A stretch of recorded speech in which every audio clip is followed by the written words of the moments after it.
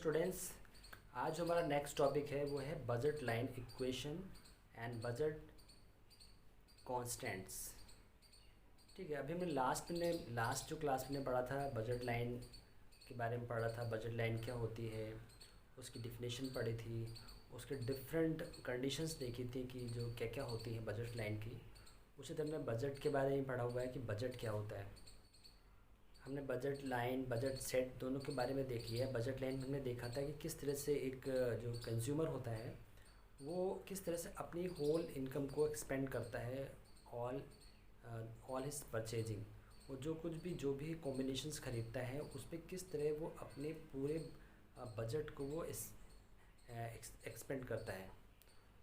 ठीक है, budget line में हमने पढ़ा था कि जब एक कंज्यूमर अपनी पूरी इनकम को उसने जो कॉम्बिनेशंस बनाए हैं टू प्रोडक्ट्स को, उन पे पूरे के पूरी इनकम को वो एक्सपेंड करता है।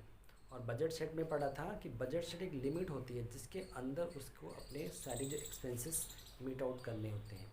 वो अपने जो भी कॉम्बिनेशंस लेता है वो इस तरह के कॉम्बिनेशन चुनता है कि उसकी बजट लिमिट के अंदर वो सारे कॉम्बिनेशंस आने चाहिए। वो अपने बजट से ज़्यादा नहीं कर सकता है, बजट के अंदर ही लिमिट में ही वो अपने सारे एक्सपेंसेस को मीट आउट करता है। हो सकता है बजट सेट की जब हम बात करते हैं तो जब बजट सेट की बात करते हैं तो एक लिमिट होती है इनकम की, कि हमें पता होता है, कंज्यूमर को ये बात पता होती है कि वो अपनी बजट से ज़्यादा खर्च नहीं कर सकता। He can not expand more than the budget he has, that is a budget set. And जब हम बजट लिमिट की बात करते हैं तो हम then he had to expend all his income, all his money income, and वो अपनी पूरी मनी इनकम को एक्सपेंड करते हुए how many different combination he can buy. ये हम लोग ऑलरेडी पढ़ चुके हैं। आज हम बात करेंगे budget line equation and budget constant की। तो बजट लाइन इक्वेशन का मतलब क्या हुआ, P X into Q X plus P Y into Q Y equal to M. ठीक है, तो इसका क्या मतलब है, जैसे कि हम लोग बजट लाइन में हम लोग पढ़ चुके हैं। बजट लाइन का क्या मतलब होता है, कॉम्बिनेशन चूज करता है, कॉम्बिनेशन टू प्रोडक्ट्स, तो वो किस तरह से अपनी जो इनकम है वो किस तरह से डिस्ट्रीब्यूट करता है दोनों ही गुड्स में। जैसे कि हमने ऑलरेडी एग्जांपल में पढ़ा था एप्पल और ऑरेंज के बारे में। जैसे कि हमने देखा था एप्पल का जो प्राइस 2 था और ऑरेंज का 4 था, तो वो किस तरह से उसकी जो 20 रुपीज़ की जो इनकम थी उसको कैसे वो क्या करता है, एक तरह से वो डिस्ट्रीब्यूट करता है कि कितने how many numbers of Apple he can purchase and how many numbers of orange he can purchase.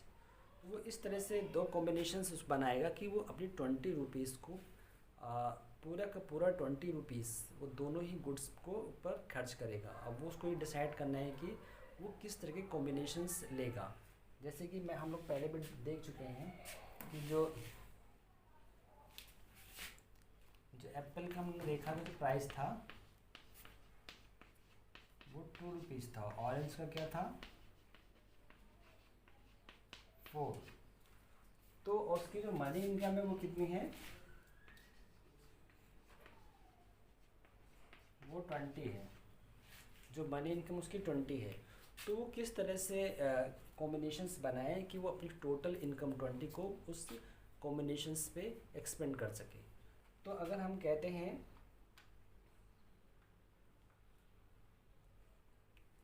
अगर मैंने कहा कि अगर 4 इंटू 2 4 एप्पल लेता है तो 8 रुपीज़ उस पर हो गए, एंड 3 ऑरेंज लेता है तो 12 रुपीज़, दैन 20। ठीक है, तो इस तरह से हमने देखा कि वो अपने अकॉर्डिंगली, जैसे कि उसको जो भी कॉम्बिनेशन चाहिए तो वो डिफरेंट टाइप ऑफ कॉम्बिनेशन को चूज़ कर सकता है by expending all his income. तो हम लोग यहाँ पे ये इस तरह से बहुत सारे कॉम्बिनेशन बना सकते हैं जो हम ऑलरेडी देख चुके हैं, और उस पर हमने एक ग्राफ पे भी उसको डिपिक्ट करके देख लिया था। तो यहाँ पर जो बजट लाइन की बात हो रही है, पी एक्स मतलब price of X, Q X मतलब quantity of X, and plus P Y मतलब price of Y, and Q Y quantity of Y. तो यहाँ पे हम बजट लाइन इक्वेशन की बात कर रहे हैं। तो मतलब क्या है कि price of x, quantity x जो होती है हम उसको मल्टीप्लाई करके जो प्राइस निकालते हैं, जैसे कि हमने यहाँ पे निकाला हुआ है। और उसके बाद P Y into Q Y, price of Y into Q and Y, इसको मल्टीप्लाई करके निकाल लेते हैं 12। उसके बाद दोनों को ऐड करके टोटल मनी जितनी हमने स्पेंड करी मतलब 20 रुपीज़। तो इस तरह से हम एक बजट लाइन इक्वेशन बनाते हैं। ठीक है, अब हम देखते हैं बजट कांस्टेंट। अभी हमने देखा बजट लाइन इक्वेशन की बात की है, अब हम देखेंगे बजट कांस्टेंट्स क्या होता है।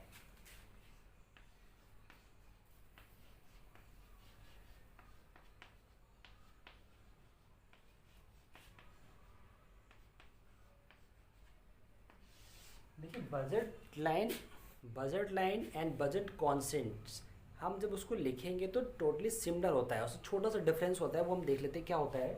जैसे हमने वहाँ पे क्या लिखा था, P X into Q X plus P Y into Q Y. अब हम वहाँ पे हमने क्या लिखा था, वहाँ पे हम एक बजट लाइन में हम जब ये लिखते हैं P X into Q X plus P Y into Q Y equal to M, मतलब एक टोटल मनी एक्सपेंड करते हैं हम, तो जो भी कॉम्बिनेशन लेते हैं उस पर टोटल जो अपना जो भी इनकम होती है पूरी इनकम को हम एक्सपेंड कर देते हैं।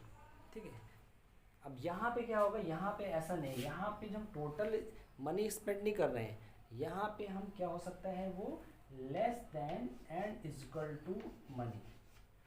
जैसे आपको याद होगा जब हमने बजट कॉन्स्टेंट्स की डिफिनेशन पढ़ी थी, उसकी मीनिंग पढ़ी थी, उसमें क्या बताया था, बजट सेट क्या है। बजट सेट का मतलब होता है as a limit of income. जो भी हम एक बजट सेट बनाएंगे उसमें हम ये इस तरह से अपने एक्सपेंसेस करेंगे कि जो भी हम कॉम्बिनेशंस परचेज़ करते हैं वो हमारा बजट से ज़्यादा नहीं होना चाहिए। बजट से तो कम होगा लेकिन बजट से ज़्यादा ना हो। अगर 20 रुपीज़ हमारी जो इनकम है, 20 रुपीज़ हमारा बजट है, तो हम 15, 18, 19, 17 कितना भी होना हो वी कैन एक्सपेंड। बट हम जब बजट लाइन की बात करते थे तो हम total income we have to spend, then we can make budget line. तो एक बजट लाइन और बजट कॉन्स्टेंट में छोटा सा डिफरेंस यही है, बजट लाइन में एक कंज्यूमर अपनी टोटल इनकम को स्पेंड करता है और बजट कॉन्स्टेंट में वो इनकम जो टोटल होती है उसके बराबर भी कर सकता है या उससे कम कर सकता है। बस इसका इतना ही डिफरेंस है दोनों का। Let's see some other features of budget line. Budget line के कुछ और फीचर्स को देखते हैं जैसे कि फर्स्ट है हमारा, it is a downward sloping. जो बजट लाइन होती है वो डाउनवर्ड स्लोपिंग होती है, जो हम ऑलरेडी पढ़ चुके हैं। ठीक है, अगर जैसे हम ये छोटा सा फिगर बना के देते हैं ये, तो बजट लाइन क्या होती है, एक डाउनवर्ड स्लोपिंग होती है। डाउनवर्ड स्लोपिंग क्यों होती है, क्योंकि there are two products X and Y. तो जब एक प्रोडक्ट्स की हम क्वांटिटी को इंक्रीज़ करते हैं तो दूसरे प्रोडक्ट की क्वांटिटी को डिक्रीज़ करते हैं। ऐसा क्यों करते हैं, because of the budget line. हमारे पास जो बजट जो है बजट सेट है वो एक लिमिट होता है, उस लिमिट से ज़्यादा हम खरीद नहीं सकते। अगर we have to purchase more of good y, then we have to reduce the quantity of the good x. That is why the budget line is downward sloping. The next, it is a straight line. Now it is a straight line. Next point है हमारा, budget line is a straight line.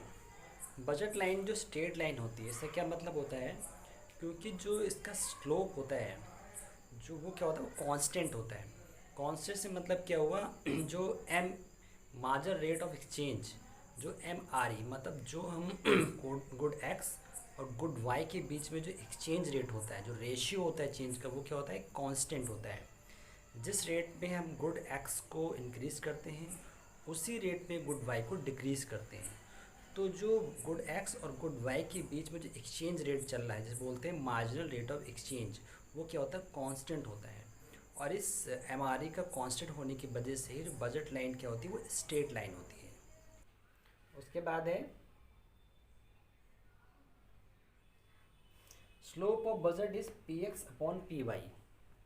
जो budget का slope कैसा होता है, px upon py। Slope से मतलब क्या होगा कि जो बजट लाइन में जो एक तरह से जो चेंज आ रहा है, मतलब जो डाउनवर्ड हो रही है, वो किस वजह से हो रही है, because of changing in the prices of y and x। जब प्राइस एक्स के अगर डिक्रीज होते हैं then increase the quantity of X, and then the price of Y is decrease then increase the quantity of Y.